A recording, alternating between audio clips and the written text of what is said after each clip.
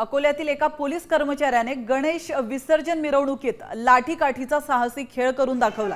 आपण पाहू शकतो हातात 2 काठ्या घेत हा खेळ त्यांनी केलाय। यावेळी त्यांचं गणेश भक्तांनी कौतुक देखील केलंय।